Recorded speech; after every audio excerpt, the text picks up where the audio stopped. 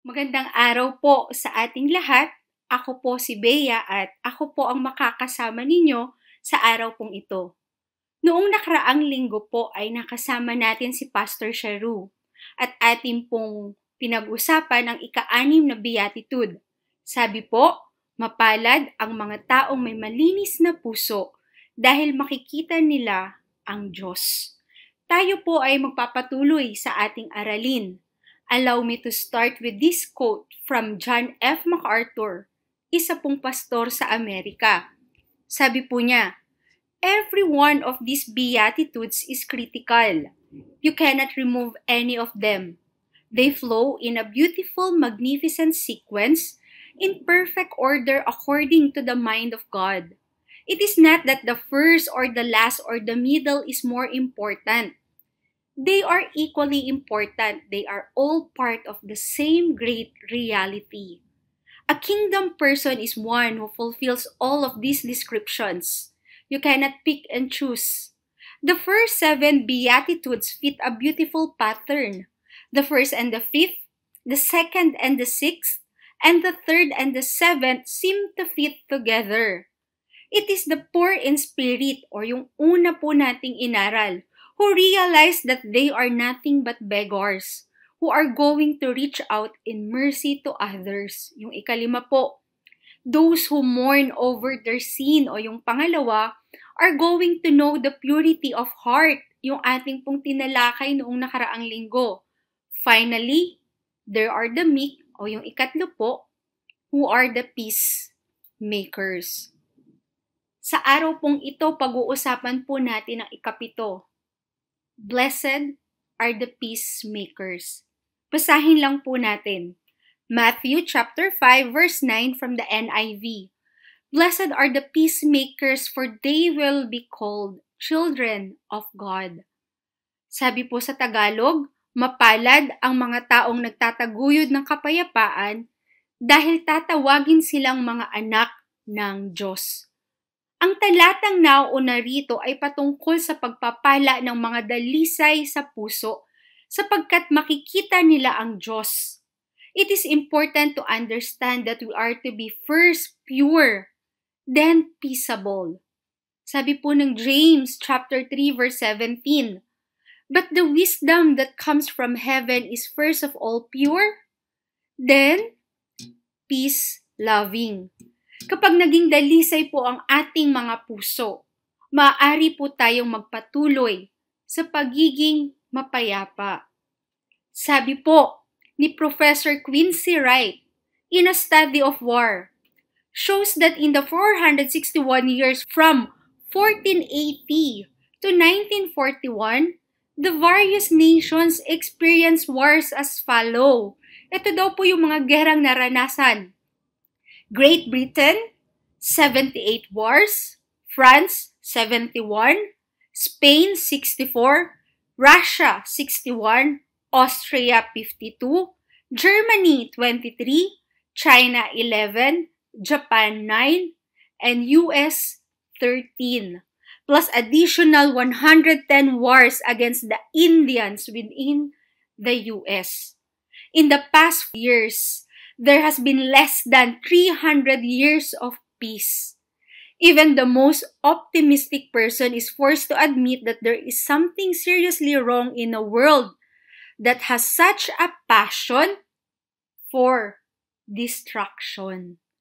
Habang tayo po ay nabubuhay at naririto po sa mundo, chaos and conflict will always be a part of us.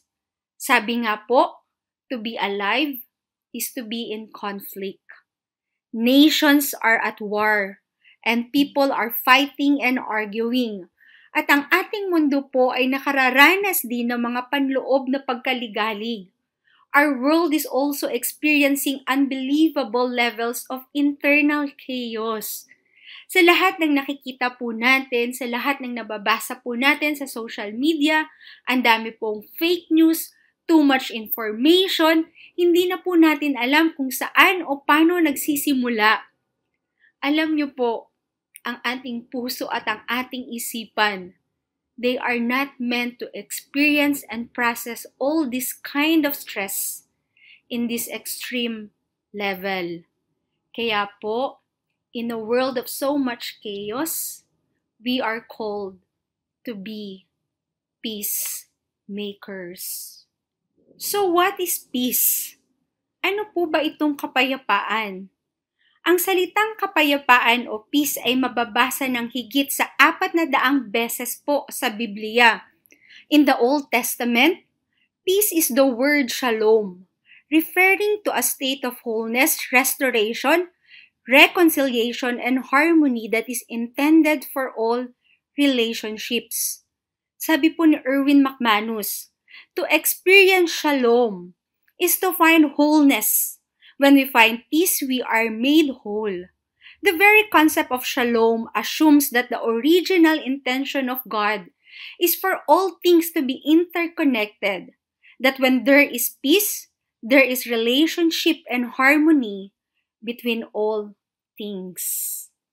And as greeting po or parting, shalom was a wish for outward freedom from disturbance as well as an inward sense of well-being.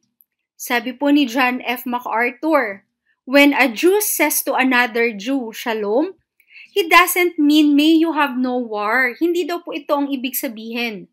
He means, may you have all the righteousness and goodness God can give. At sabi pa po ng isang manunulat, when the Jews use shalom as greeting, they are not saying, I hope our time together is without trouble. They are instead saying, I pray that because of our time together, you will find and experience your highest good and blessing. Yun daw po ang ibig sabihin ng shalom, ng peace. In the New Testament, it meant to join together, to set as one again. It has the idea of bringing something back together. Quoting Brandon Andres, sabi po niya, the beauty in all of this wreckage is that God knows exactly who we truly are and exactly what we all desire. It is summed up in one biblical word, which is shalom. So what is the path towards inside-out peace? Ano po ang landas patungo sa panloob na kapayapaan? Ang una po, peace with God, o meron pong kapayapaan kasama ang Diyos. Ito po, ang simpleng katotohanan. Walang tunay na kapayapaan po sa mundo hanggat wala tayong kapayapaan sa Diyos. There can be no real peace in the world until we have peace with God. Marupok po ang bawat relasyon. Ang mga tao po ay nakakaranas ng mental and emotional illnesses as never before.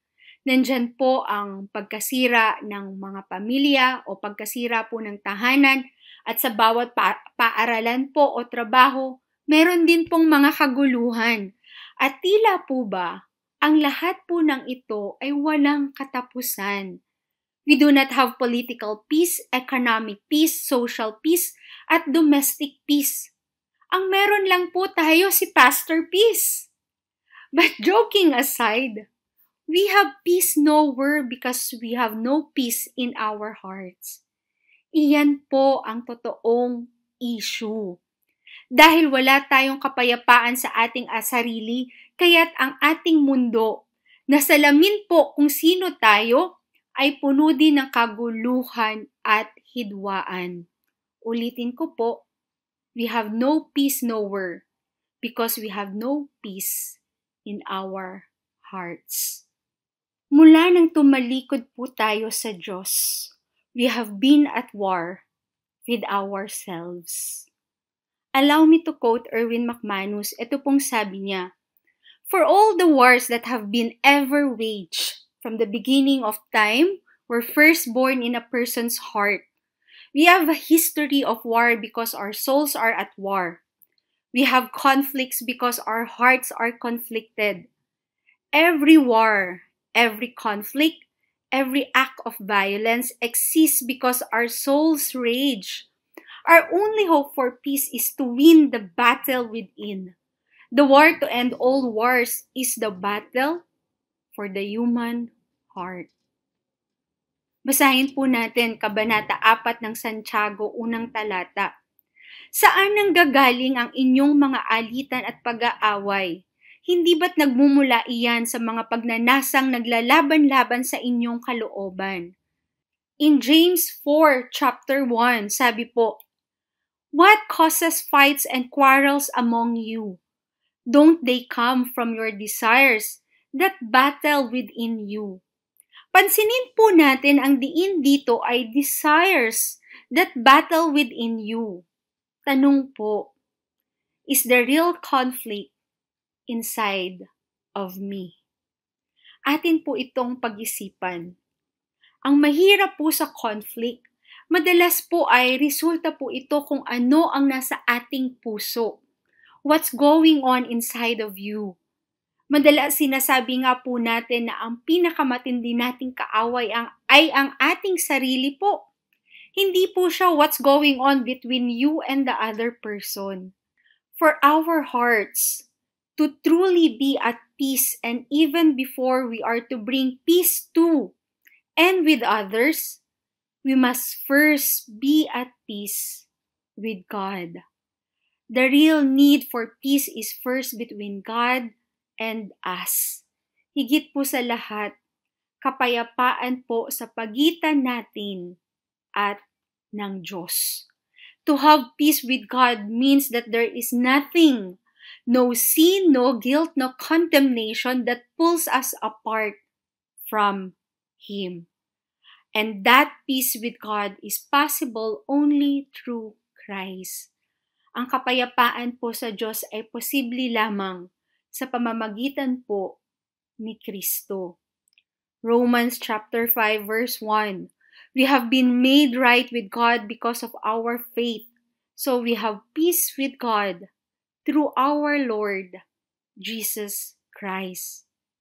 Sapagkat napawalang sala na tayo sa pamamagitan ng ating pananampalataya, meron na tayong mapayapang ugnayan sa Diyos sa pamamagitan ng ating Panginoong Hesukristo. Peace with God, which in the end leads to peace with self, means that our great sin debt has been paid and God sees us as righteous. Ang mga kasalanan po na nagawa natin, lahat po ito ay bayad na at nakikita po tayo ng Diyos bilang mga matuwid. We are no longer enemies but beloved children. Hindi na po tayo kaaway. Tayo po ay mga minamahal na anak. The overwhelming weight of guilt that plague us all is gone. Placed on Jesus on the cross. The shame that we felt for what we had done was carried by Jesus. Binuhat na po ni Jesus ang mga kahihiyan po na dala-dala natin dahil po sa ating mga pagkakasala. And God the Father adopt us as His own children and invite us to come boldly before the throne of grace to commune with Him. Basahin po natin ito, ang sulat po ni Pablo sa mga taga-Efeso, Kabanata 2, talata 13 hanggang 15. Ngunit ngayon, dahil sa inyong pakikipag-isa kay Kristo Jesus, kayo na dati malayo ay inilapit sa pamamagitan ng dugo ni Kristo. Sapagkat si Kristo mismo ang nagbigay sa atin ng kapayapaan dahil pinag-isa niya ang mga Hudyo at ang mga Hentil. Sa pamamagitan ng kanyang katawan, giniba niya ang pader ng alitan na naghihiwalay sa atin.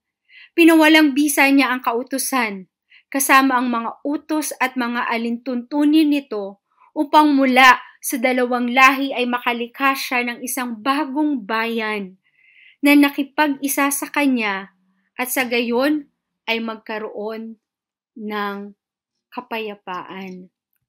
Peace with God is to experience shalom peace over shallow peace.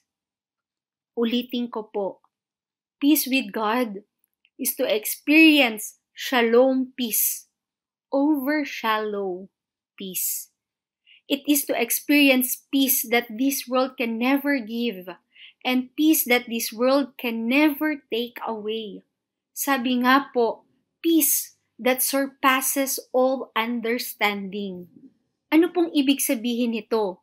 Mawalan ka man ng trabaho, maubos man ang pera mo, dumaan ka man sa matinding bagyo o pagsubok, may problema ka mang kinaharap o karamdaman, sa iyong puso at isipan ay mayroong kapayapaan. Sa lahat po ng bagay sa paligid mo, maaari po itong magulo, ngunit sa hindi po maipaliwanag na kadahilanan, meron kang kapayapaan. That is the peace that surpasses all understanding, and it can only come from Jesus, the Prince of Peace. John chapter 14 verse 27 po, kapayapaan ang iniiwan ko sa inyo, ang aking kapayapaan ang ibinibigay ko sa inyo. Hindi ito katulad ng kapayapaang ibinibigay ng mundo. Huwag mabagabag ang iyong kalooban at huwag kayong matakot. God is the source of peace. Jesus is the manifestation of peace, and the Holy Spirit is the agency of peace. Ang ikalawa po, peace with others. The word make in the term peacemakers come from the Greek verb that means to do or to make. Napansin niyo po ba? Hindi po sinabi ni Jesus, blessed are the peace lovers. Blessed are the peace dreamers. Blessed are the peace hopers. Blessed are the peace talkers. Hindi po. Ang sinabi po ni Jesus, blessed are the peacemakers. So who are the peacemakers? A peacemaker seeks resolutions to arguments and debates. A peacemaker's words generate light, but not heat. A peacemaker works hard to keep offenses from festering into fractured relationships. A peacemaker leads the way with humility and empathy. A peacemaker is never passive. They always take the initiative. Kaya po, peace must be made. Peace never happens by chance. Peacemaking requires action. As William Barclay translates this verse, they are people who produce right relationships in every sphere of life. Basahin po natin Romans chapter 12 verse 18. Hanggat maaari, gawin ninyo ang inyong makakaya upang mamuhay kayo ng magulo. Hindi po. Ang sabi po, gawin ninyo ang inyong makakaya upang mamuhay kayo ng mapayapa kasama ng sino man. Bilang mga anak po ng Diyos, hindi lamang po natin natanggap ang kanyang pagmamahal, ang kanyang pong pag-ibig, ngunit minana rin po natin sa kanya ang kanyang kalooban, na tayo po sa ating lakas at pagsisikap ay mamuhay bilang mapagpayapa. Paano po natin ito gagawin? Paano po natin maitataguyod ang kapayapaan? Ang una po, magsimula po tayo sa ating sarili. Start with yourself. Sabi po ni Scott Souls, to make peace is to rescue a hurtful person from himself. Maaari po nating tanungin, what is my contribution to this conflict? Sabi nga po, di ba? It takes two to tango. Conflict is almost never 100% one person's fault, which is why we need to own our part of the conflict. Maging honest po tayo sa ating sarili. How are you showing up and adding to the conflict? Ano po bang ginagawa natin? Paano po tayo nakakadagdag? Ano po yung mga nagawa mong mali? Ano po yung mga pagkukulang mo? Atin pong basahin. 7 kabanata ng Mateo, talata 3 hanggang 5. Bakit mo pinapansin ang puwing sa mata ng iyong kapatid, ngunit hindi mo pinapansin ang trosong nasa iyong mata? Paano mong masasabi sa iyong kapatid, halika't aalisin ko ang puwing mo, gayong troso ang nasa mata mo? Mapagkunwari, alisin mo muna ang trosong nasa iyong mata at sa gayon, makakakita kang mabuti at maaalis mo ang puwing ng iyong kapatid. Dito po, Jesus presents the proper order. It starts with yourself. Ipinakita po ni Jesus na mas mabigat po ang mga kasalanang ating nagawa at ginamit po niya ang salitang troso. At ang kasalanan po ng ibang tao ay tinawag po niyang puwing. Kaya po, huwag na po tayong magbilangan ng ating pong mga kasalanan. Huwag na po nating tignan ang kasalanan po na nagawa ng iba. But let us own 100% responsibility for that mistake, for that sin po. At gawin po natin ito sa abot po ng ating makakaya to redeem the conflict and renew the relationship. One of the greatest things you can do is to be a bridge builder, not a wall builder. You are most like Jesus Christ when you are reconciling people. That's exactly what Jesus came to do. God sent Jesus to earth to reconcile humanity with God. Kung ang una po ay start with yourself, ang pangalawa po is surrender your right to be right. Our desire for revenge leads us to justify saying and doing almost anything and everything in the name of justice. Na sa ngalan po ng katarungan ay nais po nating makaganti. Sabi po ni Miroslav Volf, revenge doesn't say an eye for an eye. It says you take my eye and I'll blow out your brains. It doesn't say an insult for an insult. It says you cross me once, you cross me twice, and I'll destroy your character and your career. Revenge abandons the principle of measure for measure, and acting out of injured pride and untamed fear gives itself to punitive excess. Mahirap po para sa atin to surrender our right to be right dahil gusto po nating magbayad ang mga taong nakasakit po sa atin. Gusto po natin na maramdaman din po nila yung sakit o yung pain po na ginawa po nila sa atin. At minsan doble pa. Gusto natin po na ipamukha sa kanila na sila po ay nagkamali. To surrender our right to be right is to overlook the offense. Basahin po natin. Kawikaan Kabanata 19, talata 11. Kung ikaw ay mahinahon, nagpapakita lang na marunong ka, at kung pinapatawad mo ang nagkasala sa iyo, makapagdudulot ito ng karangalan sa iyo. Meron po akong isang kwento. Meron daw pong mag-asawa na sila po ay 15 taong kasal or 15 years na pong kasal. And eventually po, madalas po silang nag-aaway o nagkakaroon po ng alitan. Nais po nilang maging maayos po ang kanilang pagsasama, kaya nagkasundo po silang dalawa sa ideya po or sa idea po ni Mrs. Sa loob po ng isang buwan ay maglalagay po sila ng isang papel sa tinatawag po nilang fault box o yung kahon po ng mga kasalanan o kahon po ng mga pagkakamali.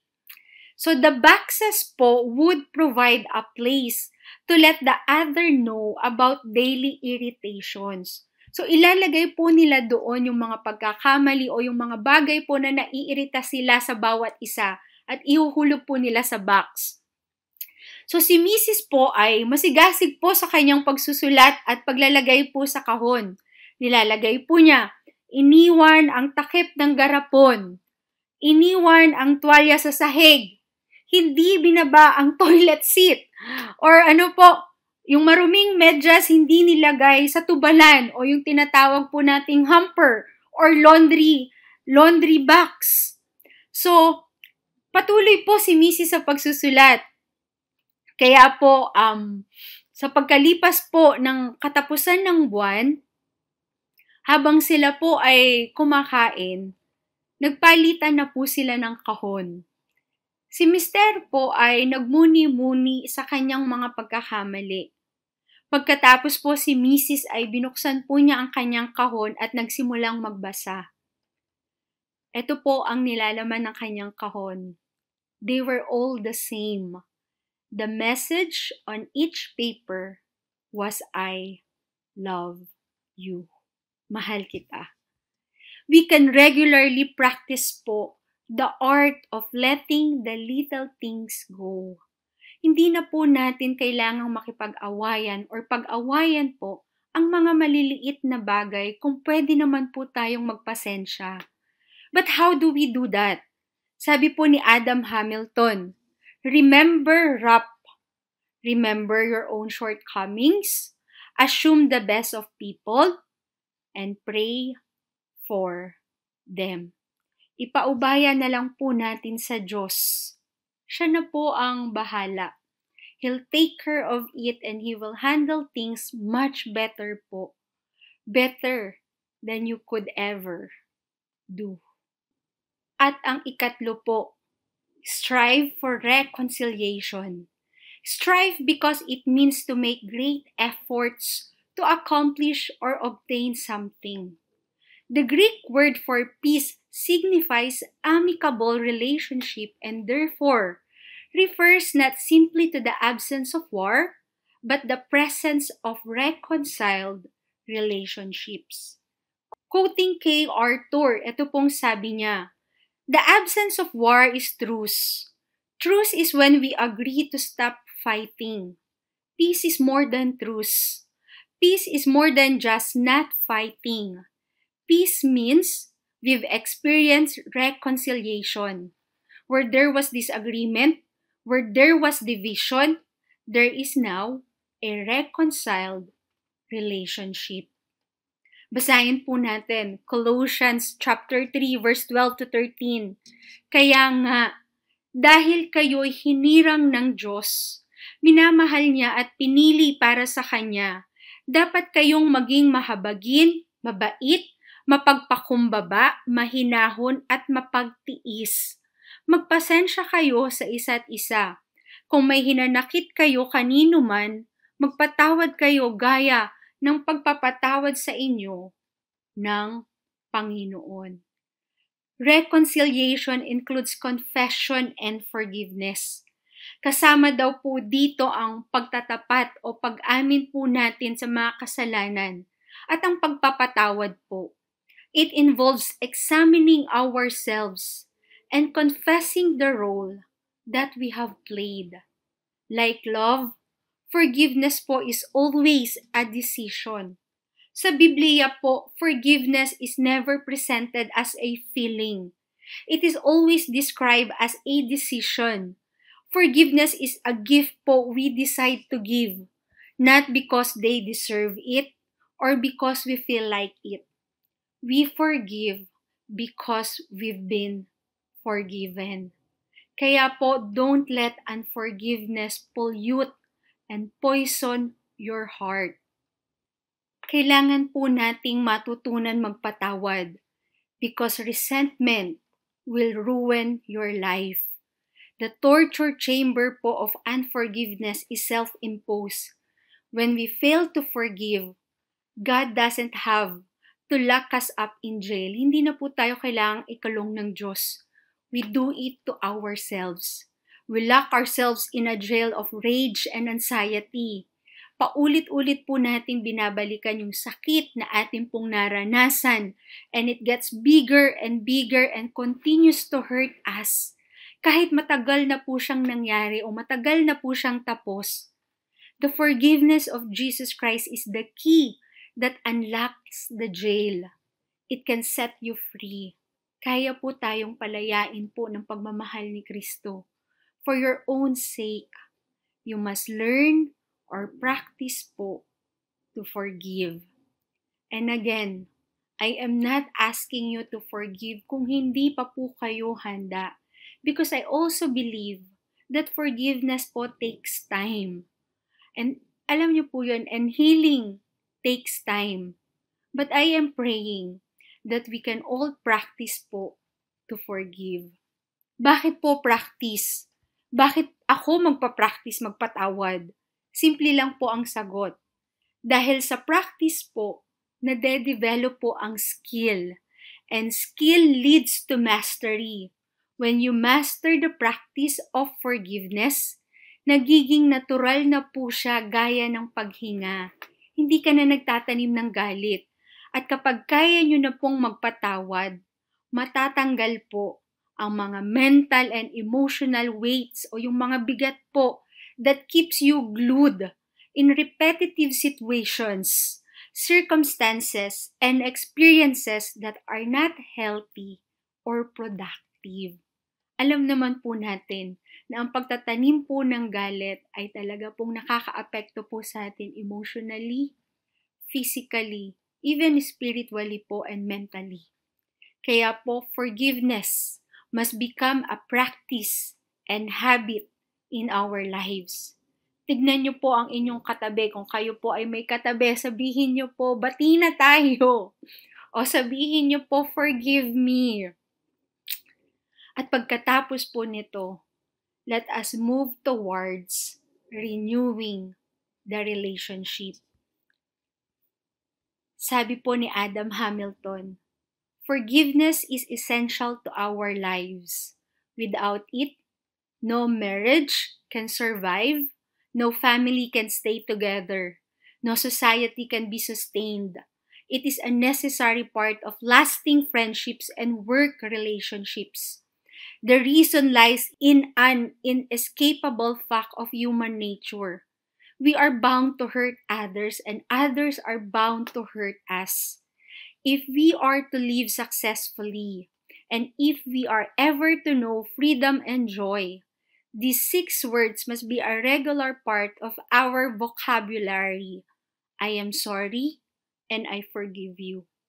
If we lack the ability to say I am sorry, life will be immeasurably more difficult than it needs to be. If we can't bring ourselves to say I forgive you, life will be filled with bitterness and pain. Yan po ang ikatlo. Start with yourself, surrender your right to be right, and strive for reconciliation. Again, what is the path towards inside-out peace? Ang una po, peace with God.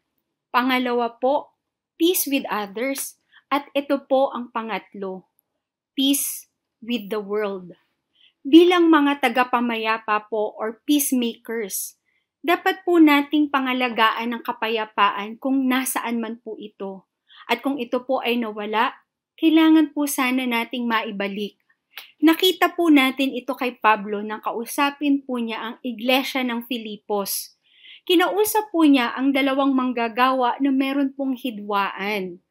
Alam po ni Pablo na kapag nagpatuloy po itong hidwaan pong ito, mag-aalis po ito ng kagalakan sa kanilang paninilbihan and eventually, makakaapekto po ito sa kanilang komunidad.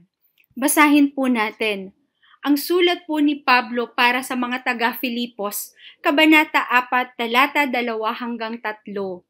Nakikiusap ako kina Euodias at Sintike na magkaisa sila ng pag-iisip bilang bunga ng kanilang pagiging isa sa Panginoon.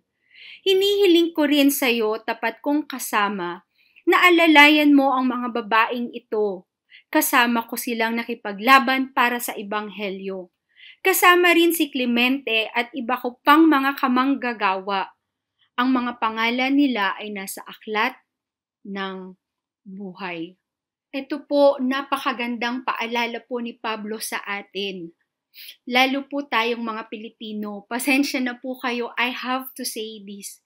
Minsan po tayo, mahilig po tayong makisawsaw sa away ng iba. Oo nga, magalit ka sa kanya kasi ganito yan, alam mo ba? Sabi niya, ganito ka daw. Minsan naman po, nagkakampi-kampihan po tayo. Huwag mo siyang kausapin, kagalit ko yan. Dito ka lang, huwag mo siyang tignan. Huwag mong kabati, huwag ka dyan tumabi. Dito ka lang sa akin. Minsan ganyan po tayo.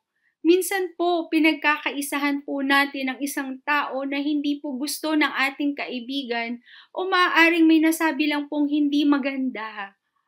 Ang tanong po, anong ginawa po ng taong iyon sa'yo? Meron ba siyang pagkukulang sa'yo? Nasaktan ka ba niya? Did she hurt you personally? I hope we don't just cancel people dahil sinabi lang po sa atin. Kausapin po natin ng personal ang mga taong pinapakancel po sa atin. Alamin po natin ang kanilang kwento. Let's hear them out. We live in a world po where people are canceled for their perceived wrongdoings. Pamilyar naman po kayo siguro sa salitang cancel culture. Di ba po? Very quickly lang po. In recent years, the term cancel culture has risen. Cancel culture is the idea of publicly shaming someone for their beliefs or actions, usually by making threats of boycotts or other forms of retribution against them if they don't comply with a certain opinion or ideology. This often leads to people being subjected to unfair criticism and ostracization from wider society, either online, in the real world, or both. It is a phenomenon that has been accelerated by social media, leading to rapid and widespread public judgments and reaction. Ito pa po, sabi po ng isang article, allow me to share it with you. When we engage in cancel culture, we are sending a message that punishment trumps progress, that silencing someone is better than engaging with them constructively, that ad hominem attacks are acceptable instead of having reasoned debates or on controversial topics, that personal responsibility goes out the window when there's a chance for moral grandstanding on social media platforms like X or Facebook. And finally, that shaming someone else should take priority over trying to understand why they might have acted in a particular way in the first place. Sana po tigilan na natin ang mob mentality. Let us end this toxic practice. Sana po we don't just cancel people dahil nasulsulan po tayo o dahil sinabi lang po sa atin. Kausapin po natin ang mga taong ito. Alamin po natin ang kwento nila. Sabi nga po, the peacemakers show others how to have inward peace with God and how to be instruments of peace in the world. Ako po ay magtatapos sa kwentong ito. Kilala niyo po ba si Nelson Mandela? Tama po. Nelson Mandela po was South Africa's first black president from 1994 to 1999. Makulay po ang kanyang buhay. Kakaiba po ang kanyang lakbayin. Panuorin po natin ang videong ito to give us summary kung sino po siya at kung paano po siya nabuhay. Peace is the greatest weapon mankind has to resolve even the most intractable difficulties. But to be an effective agent for peace, you have to seek not only to change the community and the world. What is more difficult is to change yourself before you seek to change others. And it is absolutely essential for the leaders of the community and the world to create an atmosphere where those good men and women can show their maximum abilities in trying to resolve problems in a peaceful manner. Nelson Mandela was an anti-apartheid activist and the first black president of South Africa. He was born Rolihlahla Mandela on July 18, 1918, in the rural village of Mvezo. A descendant of the Tembu royal family, Mandela's father served as a local chief and counselor to the king. His devout Christian mother enrolled him in a Methodist school, where he was given the English name Nelson. After his father's death, the 12-year-old Mandela was brought to the center of the Tembu monarchy to be raised by the king's regent. Living among the royal family exposed Mandela to powerful examples of black leadership that remained a source of influence throughout his life. Mandela attended the University College of Fort Hare and studied law at the University of Witwatersrand in Johannesburg. The school's only black student and a frequent target of racism, Mandela soon began to immerse himself in the world of radical politics. In 1944, he joined the African National Congress, an anti-colonialist political party that fought to enfranchise and empower the black population living under an oppressive white authority. Mandela helped to found the ANC's Youth League and quickly rose in its ranks alongside fellow activists Oliver Tambo and Walter Sisulu. With the National Party's rise to power in 1948, South Africa's racial inequality was officially codified under the system of apartheid. The government passed legislation that institutionalized discrimination and enforced the supremacy of the minority white population. Mandela and the ANC fought back, launching the Defiance Campaigns of 1952, a series of nonviolent direct actions uniting black, Indian, and communist coalitions through coordinated civil disobedience. The National Party swiftly cracked down on their efforts, jailing Mandela and banning him from the ANC. Before long, the campaign had died out. In 1956, Mandela and 155 colleagues were tried for treason. While they were ultimately acquitted, Mandela became convinced that apartheid would not fall without armed resistance. In 1961, he formed the MK, a militant branch of the ANC that committed targeted acts of sabotage against the government and its military. The MK's guerrilla tactics were effective, but in August 1962, Mandela was captured. Charged with conspiracy, he received a life sentence. Incarcerated at Robben Island, Mandela remained a symbol of black South African resistance. During his years behind bars, he continued his fight on a smaller scale, organizing against the prison's inhumane conditions through demonstrations and teach-ins.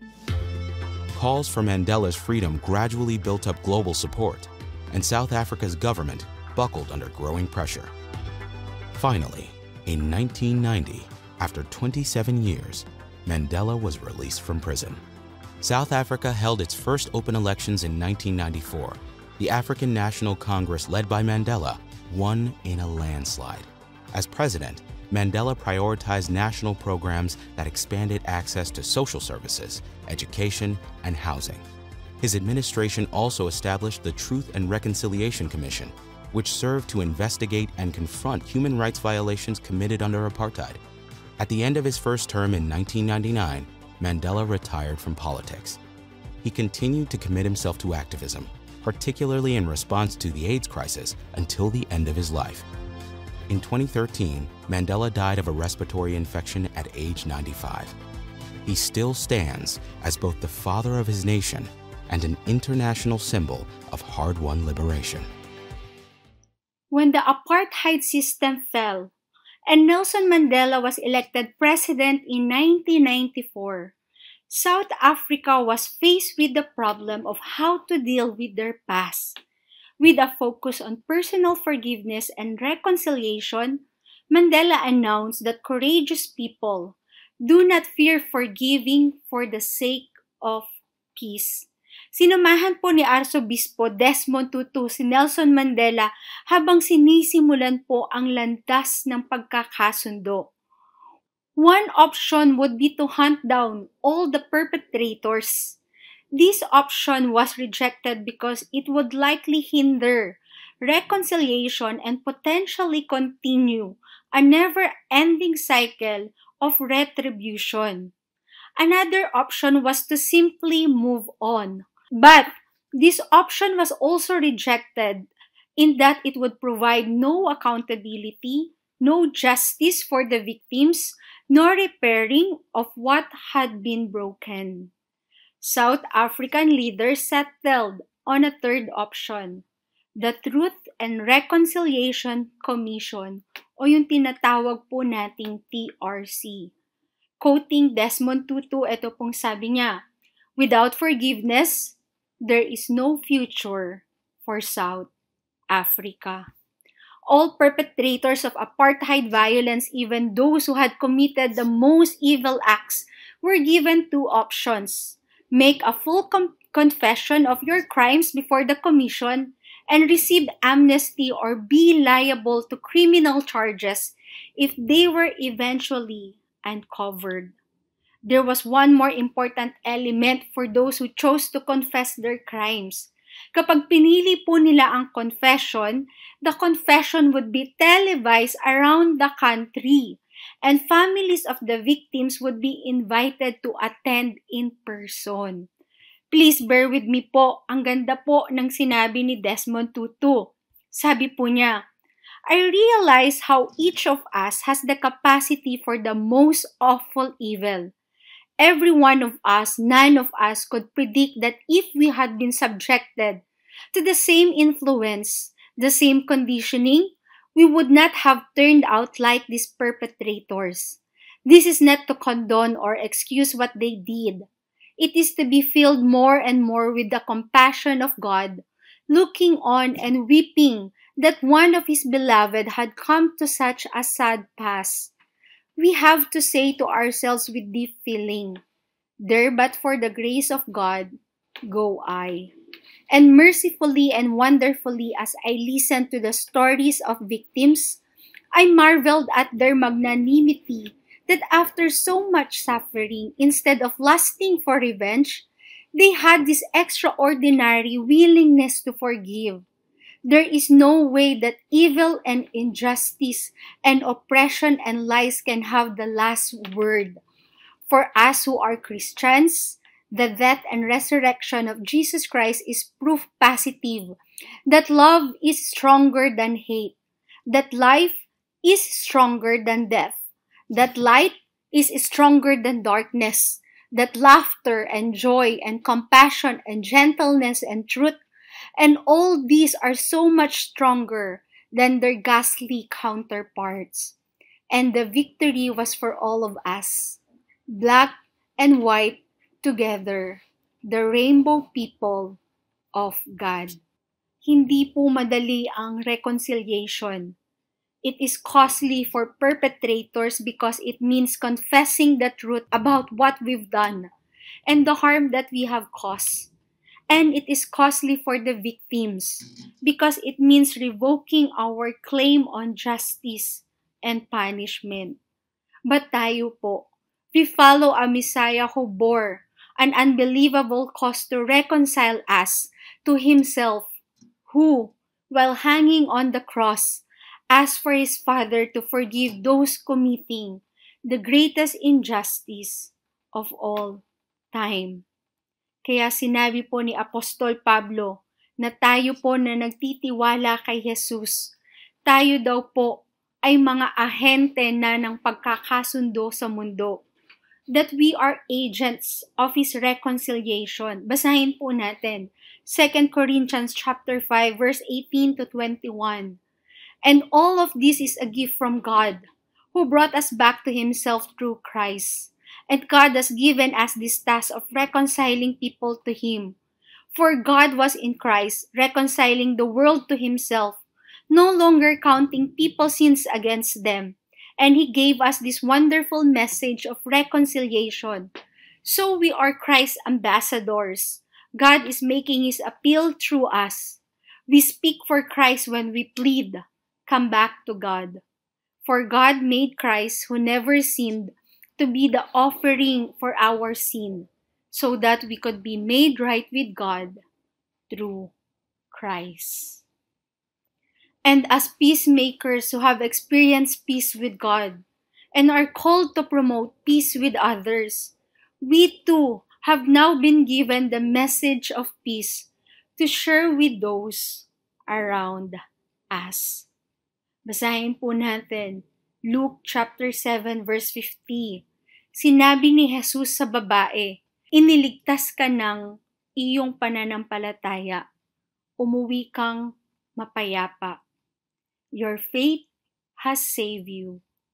Go in peace." Again, what is the path towards inside-out peace? Una po, peace with God. Pangalawa, peace with others. At pangatlo po, peace with the world.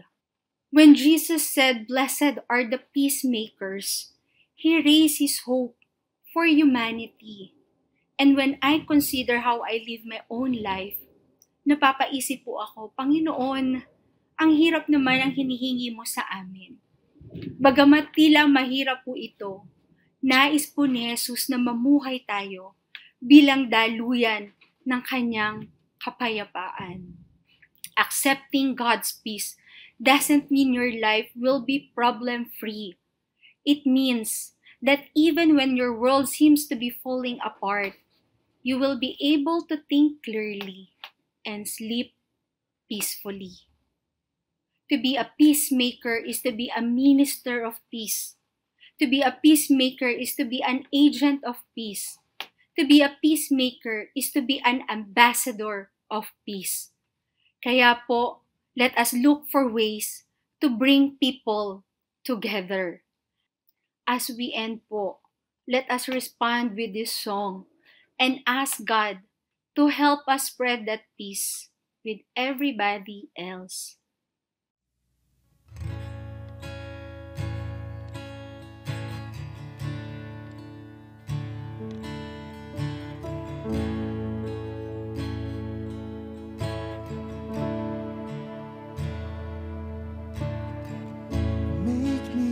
Vessel of your peace, where there is war, let fighting cease, and all that divides us, come reconcile us. Make me a vessel of your peace. Make me a vessel of your love. Where there is hatred, break it up. And all creeds and colors bind us together. Make me a vessel of your love. And pour me out. Pour me out, pour me out, wherever I am, wherever I go. Pour me out, and pour me out, and pour me out, wherever I am, wherever I go.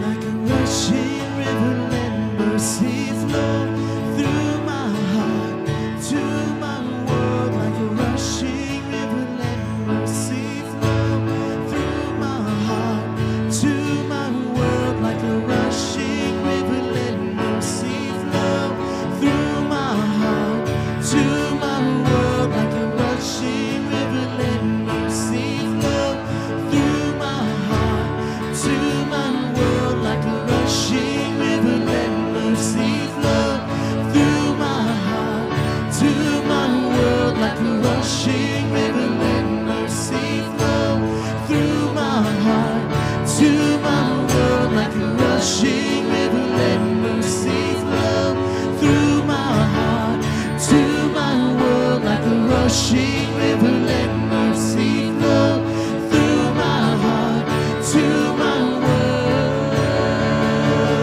Pour me out, pour me out, pour me out, wherever I am, wherever I go.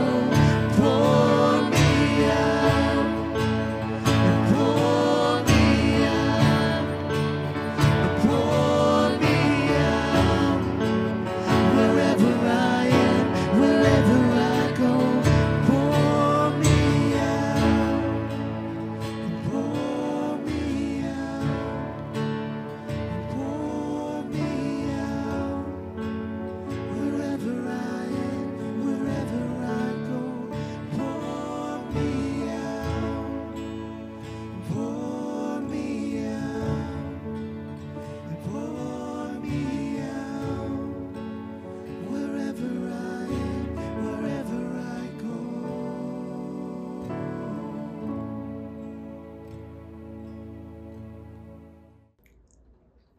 Manalangin po tayo. Panginoon, kami po ay patuloy na nagpapasalamat para po sa araw na ito. Salamat po sa inyong kabutihan, sa inyong pong katapatan, at sa inyong pong pagmamahal. Salamat din po sa katuruan na aming pong napakinggan. Tunay nga po na habang kami ay nabubuhay, hindi po maiiwasan ang mga conflicts. Panginoon, tulungan niyo po kami at turuan niyo po kami na maging mapagpakumbaba. Amin pong hinihiling na naway manaig po ang pagmamahal, ang pagpapatawad at kapayapaan po sa aming mga buhay. In a special way, O Lord, patuloy lang din po kaming nagpapasalamat aming Amang Banal for reminding us that the path, O Lord, for inside-out peace is through having peace with you, having peace with others, and having peace with the world. Help us, O Lord, to be peacemakers at home, at school, in our own workplace, in our community, and even inside the church. Ama, Lord Father God, itinataas nga lang din po sa inyo ang mga gera po na nangyayari sa iba't ibang parte ng mundo. Patuloy po kaming nananalangin for healing, for unity, and most especially for peace. Amin lamang din pong itinataas sa inyo, aming Ama, ang mga digmaan po na nangyayari sa aming mga puso. Alam niyo po ang aming mga pinagdaraanan. Panginoon, patuloy niyo pong ipaalala sa amin na hindi po kami nag-iisa, nakasama po namin kayo, that you are with us, and that you are in control. Maraming salamat po muli sa araw pong ito. Panginoon, nais lang po naming sabihin na mahal po namin kayo. Humihingi po ng kapatawaran sa mga pagkakataon po na kami po ay nagkukulang. Sa mga panahon, Lord Father God, that we became unfaithful. Muli lang po kaming bumabalik sa inyong paanan, aming Ama. Salamat po muli, O Diyos. Patuloy po kayong pinupuri at sinasamba. Ito po ang aming dalangin sa ngalan po ni Jesus na inyong anak. Amen at Amen.